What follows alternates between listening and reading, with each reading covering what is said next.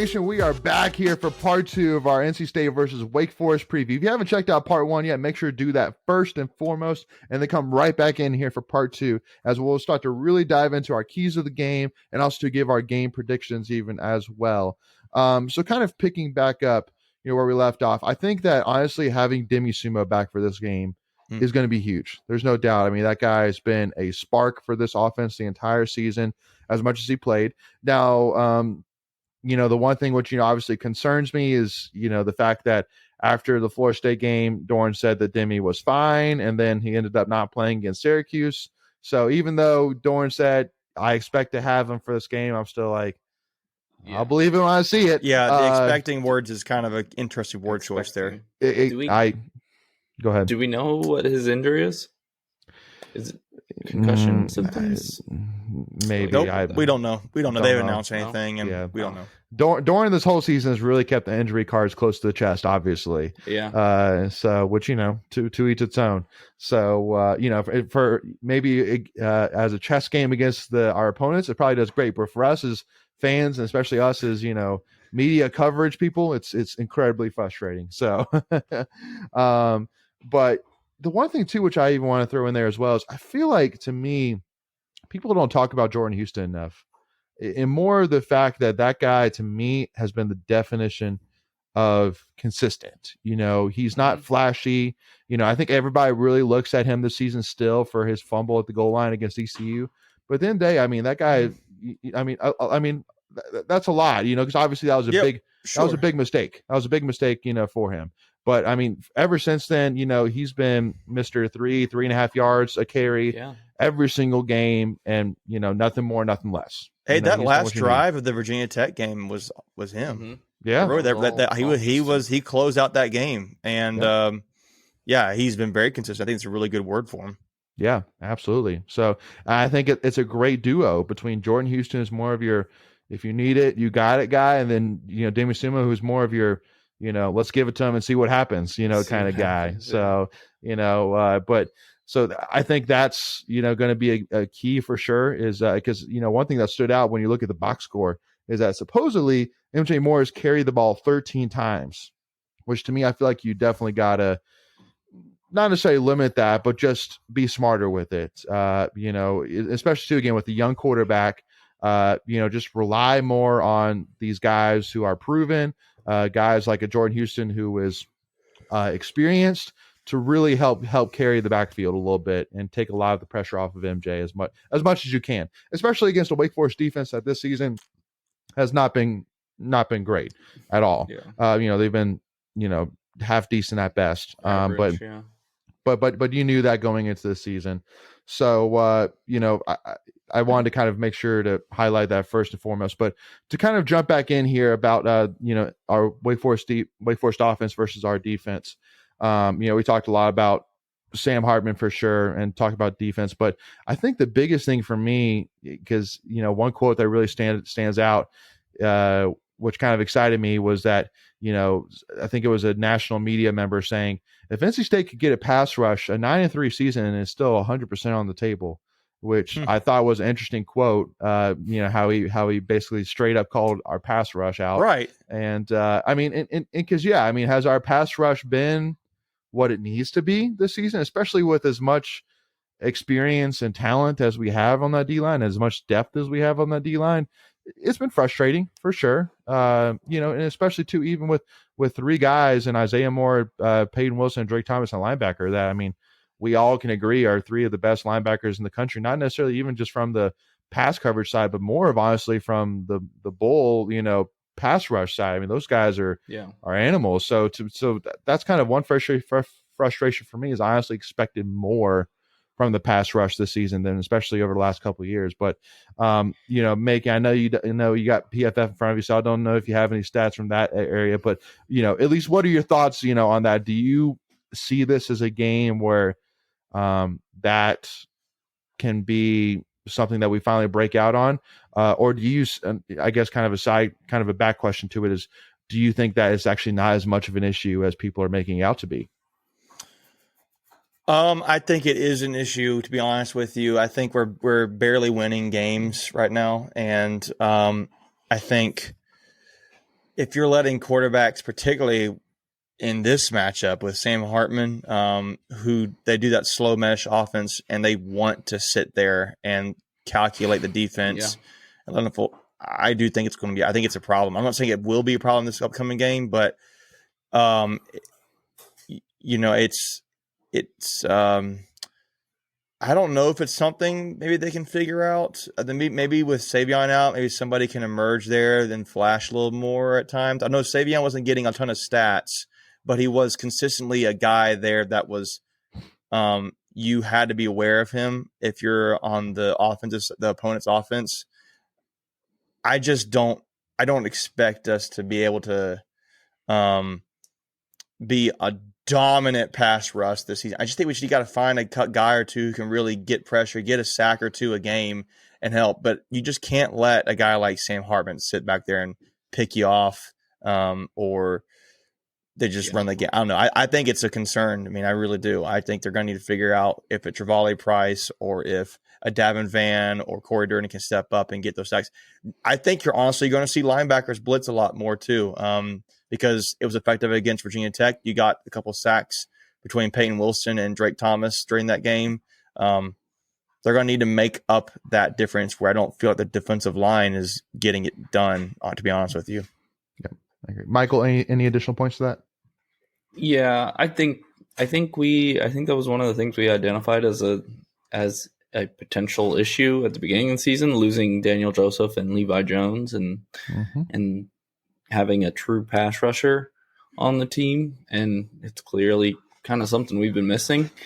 The one thing I will say is with specifically for Wake Forest, everybody knows that the way to mess up their offense is get the pressure up the middle and disrupt the slow mesh that they do at the handoff. And, I think that plays into if our advantage pass rush wise, because we do like to send the linebackers up the middle more so than having like a dominant edge rusher. Yeah. Well, and sorry, I'm at this too. So Wake Forest is ranked 41st in the country on pass blocking grades, whereas State's ranked 28th. But the thing that's going to be different here is our pass rush grade. I don't even see it in the top 100 list here. I don't think grade wise. Now, whereas the difference here is Wake Forest is second in the country on pass rush grade. Now, it doesn't mean that they're, they're going to get it every time, but grading wise, how they perform as a unit in that aspect of the game, they're second in the country on a pass rush grade. The only team that's better than them is Houston. They're ahead of teams like Ohio State and Clemson here. So that are 5 and 6. So interesting. Yeah. Wow. Very interesting stat. Yeah. Well, and the one thing too, which I actually was kind of encouraged by, which really stood out because at one point, I think it was in the late third quarter or something like that. I remember my dad leaning over to me and going, "Where's Drake Thomas at?" And I looked out there, and it was Peyton Wilson, Devon Betty, and Jordan Poole out there. Oh yeah, I saw that. I was like, "What the heck is that?" And I was like, I don't know. And I was like looking, and Drake Thomas and Isaiah Moore were standing right beside each other, right beside Tony Gibson. So I mean, they weren't hurt or anything like that. So it was just literally that they just put Devon Betty and Jordan Poole out there, which I was like, I mean, I'm okay with that, to an extent. Sure. I mean, just keep the guys fresh, just change it up a little bit. And because again, it just goes back to how much faith, obviously, Tony Gibson has in the depth that we have a linebacker, which goes to, again, more of the point of that even life after Peyton Wilson, Drake Thomas, Isaiah Moore, we're going to be fine. I mean, obviously, are we going to have the beasts that we have in those three? Maybe not. But, I mean, are we going to have solid guys that we can rely on, especially since Jordan Poole is only a freshman? I mean, he's young. Yeah. That's what I'm saying. This season, there's been a lot of young guys that have really stood out this year for sure. I'm going to add a note. Hey, I found us. We are on this top 100 list. Pass rushing grade, we're ranked 69th. So it's not terrible, but it's not really that, noteworthy. Yeah. So I want to make sure I got that correction in. Yeah. Appreciate that, Macon. So, again, I think, for me, the biggest thing which I'm hoping for, and I guess we can kind of, instead of instead of talking more, we can just kind of jump into kind of phrasing this as keys to the game. So we'll, for me, I guess the key, which I was about to make for me, is you got to come out aggressive. You got to come out aggressive. I think that with MJ and with most games this season, that Tim Beck has loved starting off like the first drive, like first play, first drive, do a bubble screen just to like warm it up. Like we're gonna do a bubble screen, just warm it up. But for me, I'm like, listen, I think we should like the first play do like they'll do a play where like you'll do a bubble screen, but then the blocker will basically go up to block and then release and then go on a go route. I think that's when we do first play. And I think MJ Morris, I mean, he's got an arm to him for sure. And he's got a hose of an arm, can throw that ball long. So I say, let's do that first play, just a fake bubble screen, deep pass to Devin Carter. And let's punch him out early. That's to me, the biggest thing. Got to get out early, got to get out to a big start. And to me, I don't think, if we can avoid being behind, that is a huge key, to really not have to put as much pressure on MJ. That's a big key to me. Making what would you say yours would be your first one? Again, my key to the game is getting any sort of pass rush, get hands on Sam Hartman before he can really start picking apart your defense. I think that is the number one key to me is get in his head. Get him flustered. I would say try, oh no, it's not last week all over again. If he can help it, get him thinking that, seeing ghosts if you can help it. Yep. And then I think what Michael said, I think it's going to be your coverage. I think it's going to have to be really good. I think at times your man-on-man defense in the secondary is going to be really good. I think offensively, I realize you want me to ask did you want me to give you a list of them or just the one? I mean, well, here. You asked me one. You kind of gave Michael's, which I kind of summarized on. So give us one more, and then we'll let Michael kind of jump in. I think on offense, I think it's the key to the game is controlling the line of scrimmage. To be honest with you, yeah, I think it's going to be big because I think it's going to give MJ time to throw. I think it's going to give him some confidence, some confidence. Just kind of let him settle into the game, knowing that he's not going to get just rocked the whole game. So that's my takeaways there. Michael, go ahead, brother. The refs to call offensive pass interference on Wake. Does that count? Yeah. I mean, there's going to be like 2 or 3 defensive pass interference calls on NC State this game, and nothing on no push shots will be called on Wake Forest. Yeah, don't you know, Michael? There's only 3 things you can count on in life, and that's death, taxes, and AC refs to suck.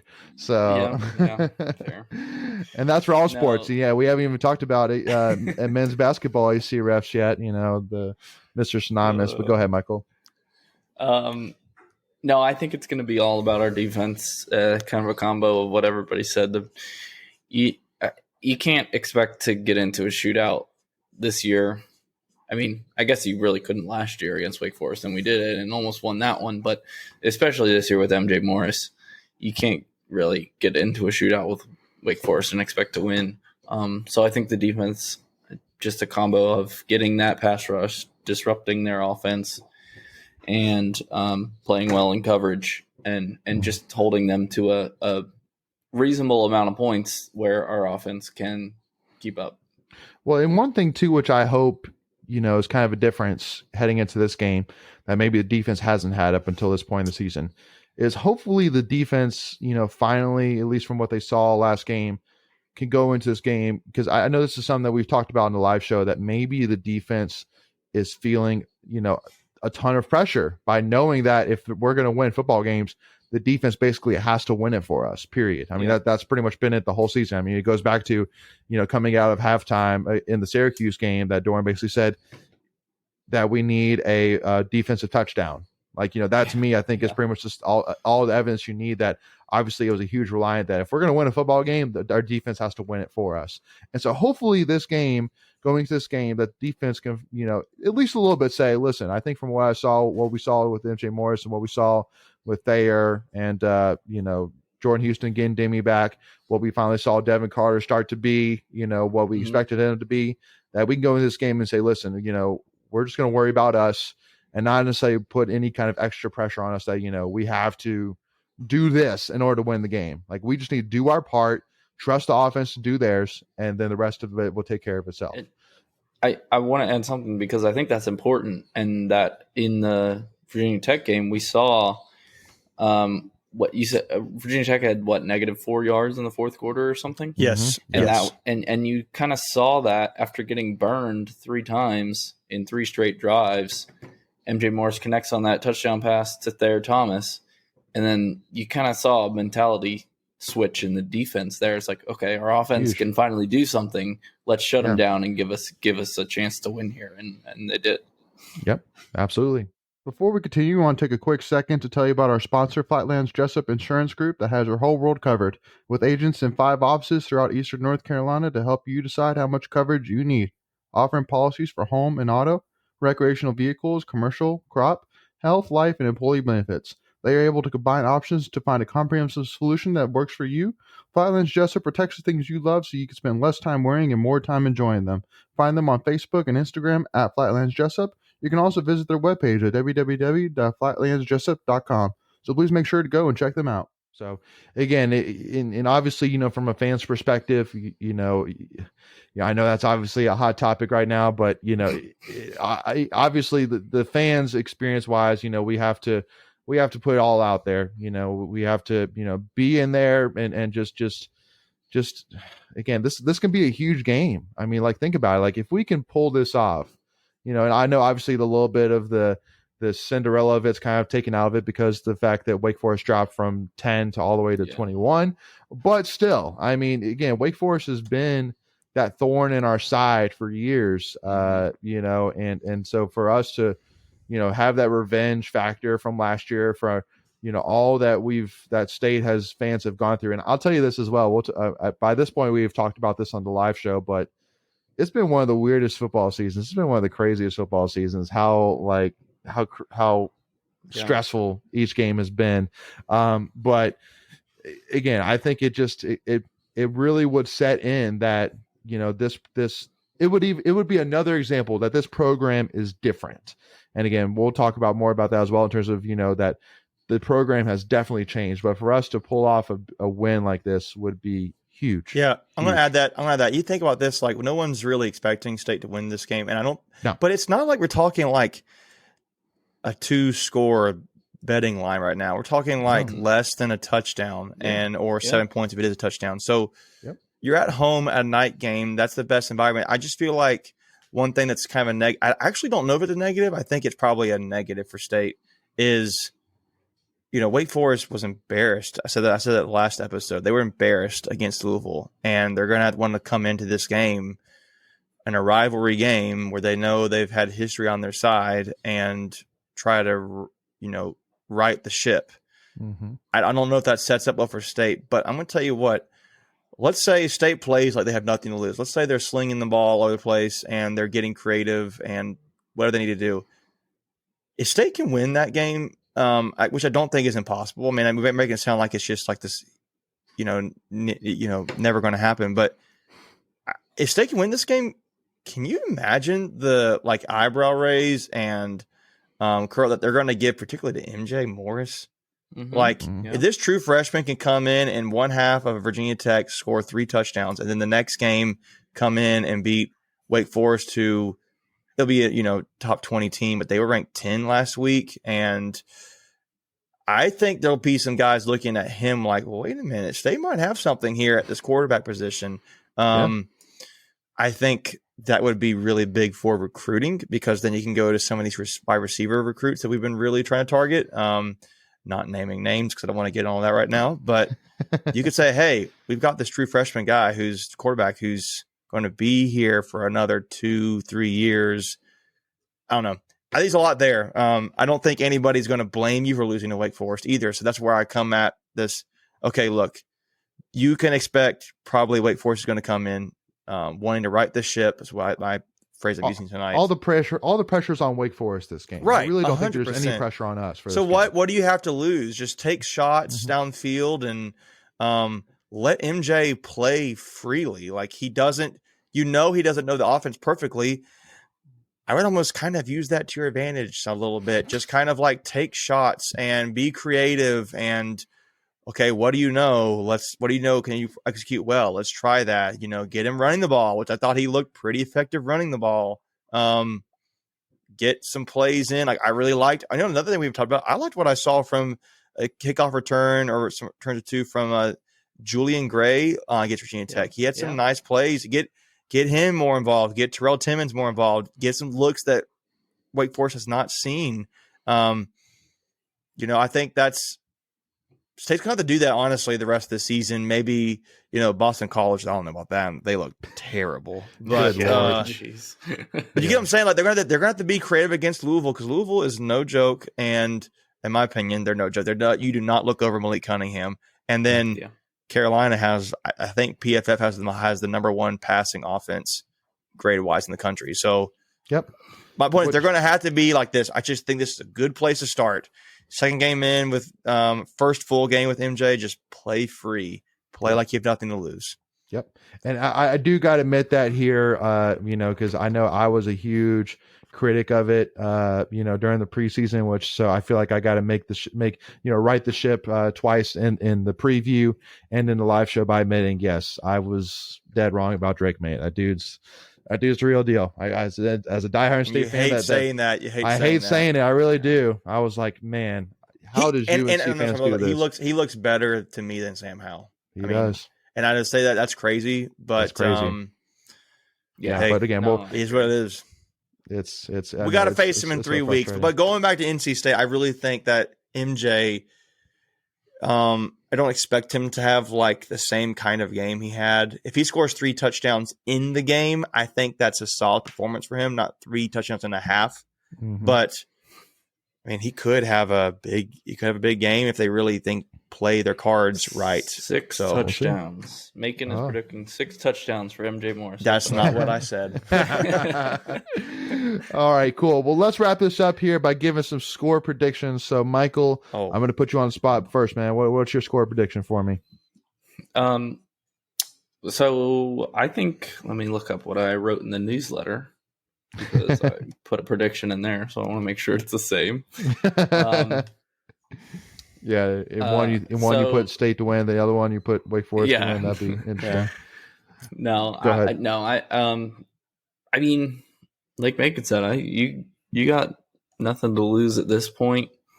10-win season, Orange Bowl still on the table, especially with Wake losing and Syracuse losing. You just got to be the highest ranked ACC team, assuming Clemson makes it to the playoff. So I mean, it's at home. Obviously, we've been dominant at home recently. I'm gonna say State 28, Wake 24. I like that. Macon, what do you got? So I'm looking here at some more stats too that I haven't mentioned yet. So when you said Leighton earlier, the matchup to watch would be State's defense versus Wake Forest offense. I think that's very true. And just to kind of put it there, I looked up on the ACC's website. Wake Forest is second in points per game. So they have the second best scoring offense in the ACC. They're averaging 38.9 points per game, that is 5 touchdowns and a field goal for those who aren't counting. But I will say this, but State is the number one defense in the ACC right now on points per game allowed. They're allowing 17.4 points per game on average.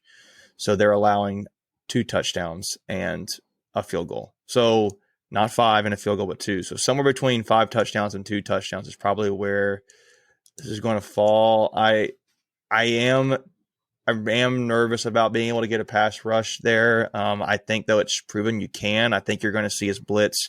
I think the linebackers need to be key, but I think a guy like Davin Vanny step up. I'm going to be honest. I don't expect State to win this game. I'm not going to give them a winning score here, just to be fair. I think preseason I thought they would, and then I think now I don't expect them to with Wake Forest coming off a loss, playing like that, and State having a true freshman quarterback. I just don't think you expect to have that same level performance twice in his first true start. Now, if he does, that would be incredible. But my prediction for the game, I'm looking here, the line, what is it saying? Over under is 53. So they have it on ESPN. They have it as Wake Forest is a 5-point favorite as the spread. So they're thinking it is somewhere at like a 29 to 24 kind of score. I'm going to say Wake Forest 32, NC State 21, 24, somewhere in there. I think you're going to see something like that. I think Wake Forest is going to come to play, try to right their ship. I think State will score, and I think we'll all come back looking at it like, man, hey, MJ Morse had a nice game. I do think it's going to be more like a 10-point margin here. I think that's just my guess. Yeah. No, I mean, I think for me, I think the biggest thing is, I think that this is really a game where leaders have to step up. Yeah. You really need that locker room to come back alive. You really need leaders like Grant Gibson, even guys like Devin Leary too. Like, you really need Devin to really be like glued at the right hip on MJ Morris this week, which I'm really hoping and expecting that is what's happening. And basically, just because at the end of the day, I mean, this is a huge game. It's a legacy game, because I think that really looking at last year, once again, that is a game, the Wake Forest game, that I really do feel that if you ask the players to kind of look back and like which game do you kind of circle as like a missed opportunity, I think all of them would or I think the majority would pick that game as like, we should have pulled that one out. And so I think that this is a big game for that. And also too, because of the fact that if you want that 9-3, 9-3, 10-2 season, this is a game that is huge for that. And again, I guess maybe not if you want that 9-3, definitely 10-2, because you can't lose out. Yeah, can't lose out. Every game. No, but like if you want that special season, let's put it that way. If you want that special season that coming into out of preseason, every player, fan, coach, you name it, was expecting, this is the game you have to get over to do that. Hey, I'm pushing them out too. Both teams are 6-2 and 2-2 in conference. Yeah, just gonna point that out. So and they're ranked right there. They're even. I always thought it was interesting. I don't know. Maybe you guys know this. Does ESPN update their matchup predictors? I think they do. We're at a 58.8%. Yeah, which is really interesting. They have State as like a 59% chance to win the game, even though Wake Forest is favored by 5 points. So. That's really interesting to me. I think to the fans, for anybody watching, like, I think this is the game that every game is a big one that the players need us, but I think this is a game where the crowd could be a factor. I really do. As a night game again, and you get a full game of NJ Morse. So leave it out there again. Play like you have nothing to lose. I think as fans, you holler and scream like you got nothing to lose too. So, so basically, just to kind of wrap up, I think that honestly, for me, Wake Forest being in the 20s, I think sounds right to me. I think that's because again, I'm not going to sit here and say that we're going to limit to Wake Forest to like 14 points. That's not going to happen. I mean, they're so electric. They're gonna score, but it's just a matter of, can we stick with them and can we limit them enough where MJ Morris on our offense can do enough. So to me, I think, like, again, the over under right now is at 53, 54, depending on where you look.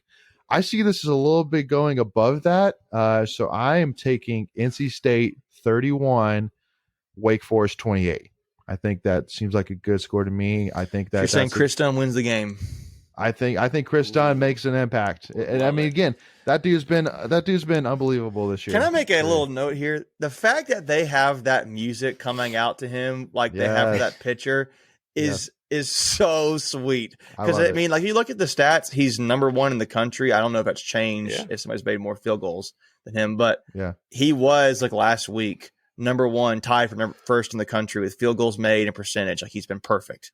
And to have that music, I imagine it should get him amped up, get him locked in the zone. I think the fans could even get hyped up, like him coming out to that music. It's even like, so Lindsay was at the game, was against Virginia Tech, my wife, Lindsay. And, we were talking about it, and she thought that was hilarious. Like, even just like, as, someone who doesn't, study state all the time, she thought that's really cool. Yeah. So Again, I think that we all can agree, again, this should be a great game. It's a game which will once again answer a lot of questions. I know going into Virginia Tech, we said we know nothing, and we're about to find out hopefully something, which we did find out something, but there's still a lot of questions still to be answered. Especially with Ian, a couple of games here, coming up, such as the Louisville and UNC game here. So, but it'll be a fun one. It'll be prime time, 8 p.m. in Carter Finley, Saturday night. So make sure, if you haven't already, I know it's sold out, but that doesn't mean that you can't get tickets. If you don't have tickets, make sure to go on all your third-party sites, whether StubHub, Ticketmaster, you name it. Go get some tickets, and let's pack that stadium out. Be there for 4 quarters. Cheer as loud as you can, and again, let's pull these guys to what would be a huge victory for Dave Doran's cap if he could pull this one out. So with that being said, thank you all so much again for tuning in. If you haven't already, again, hit that subscribe button, hit that notification bell, and also to give us a like if you think NC State is going to win this football game, and then also to give us a follow, Tuffy Talk Now on Twitter and Instagram. We'll see y'all soon. Thank you all so much. Let's beat Wake Forest and go Pack.